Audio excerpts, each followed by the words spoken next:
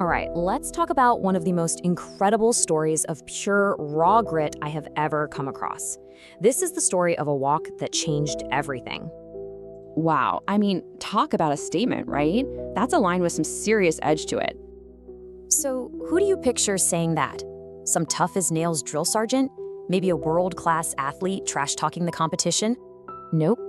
It was this woman, Emma Gatewood, a 67-year-old great-grandmother who, at an age when most folks are slowing down, was just about to start the adventure of her life.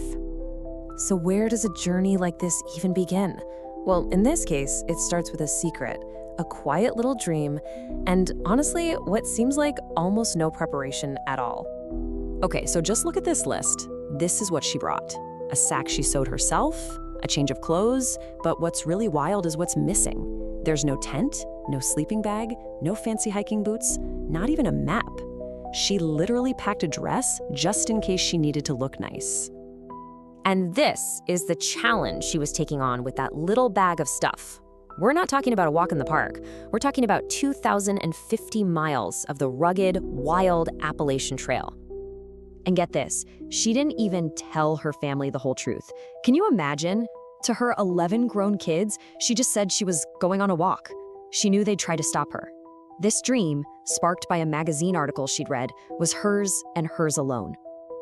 But, a story like this is never a straight line from A to B. Before she could become a legend, she first had to fail. And I mean fail hard.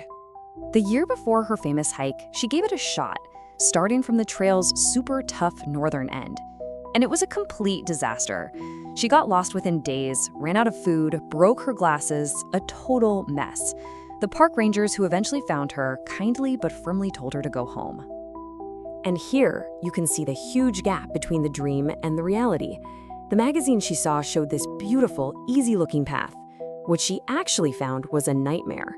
She was lost, covered in bruises, her feet swollen. It was just brutal.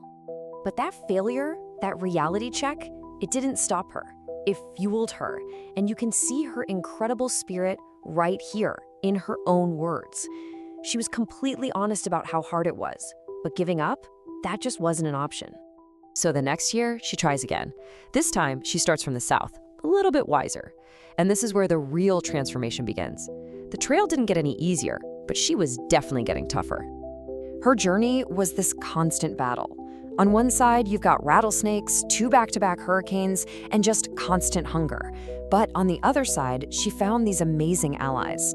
Complete strangers offered her food and a place to sleep. People started calling them trail angels. And as she kept walking, word started to get out. Reporters from huge outlets like the Associated Press and Sports Illustrated actually tracked her down on the trail. They were totally captivated by this 67-year-old woman in sneakers, just walking. And that's when they gave her the name that would stick forever, Grandma Gatewood. Of course, it wasn't all positive attention. You have to remember, this was the 1950s. Not everyone understood what she was doing. She even told a story about a little kid pointing at her on the road and calling her a lady tramp. So she wasn't just battling the wilderness, she was battling people's expectations too. But she just kept going, one foot in front of the other, day in and day out. The miles started piling up, and she was closing in on a truly historic achievement. And then she made it. After 144 grueling days, she stood on top of Mount Katahdin, the very same mountain where she had failed so spectacularly just 1 year before. She got to the summit, sang America the Beautiful, and said, "I did it, I said I'd do it, and I've done it." And let's be really clear about what a huge deal this was. She became the first woman to ever hike the entire Appalachian Trail by herself in one continuous trip. A great-grandmother had just walked her way right into the history books. So that's it, story's over, right? She proved your point, time to go home, and finally put her feet up for good. Well, if you think that, you haven't been paying attention. She didn't stop. 2 years later, she did the whole thing all over again. And then, and this just blows my mind, in her 70s, she did it a third time. She became the very first person, man or woman, to hike the entire trail 3 times. The woman was just unstoppable. So why are we still so fascinated by her story all these years later? Because her walk was about so much more than just putting one foot in front of the other. I mean, just look at her legacy. She was a trailblazer for women, an absolute inspiration for older people everywhere, and a true American folk hero. She proved that it's not about how much fancy gear you have, it's about what you have inside. It just goes to show you it is never, ever too late to start your own incredible journey. And after all the miles, all the pain, and all the fame, when a reporter finally asked her the big question, why? Why did you do all of this? Her answer was just perfect. So simple, but so incredibly powerful. Because I wanted to. And that really makes you think, doesn't it?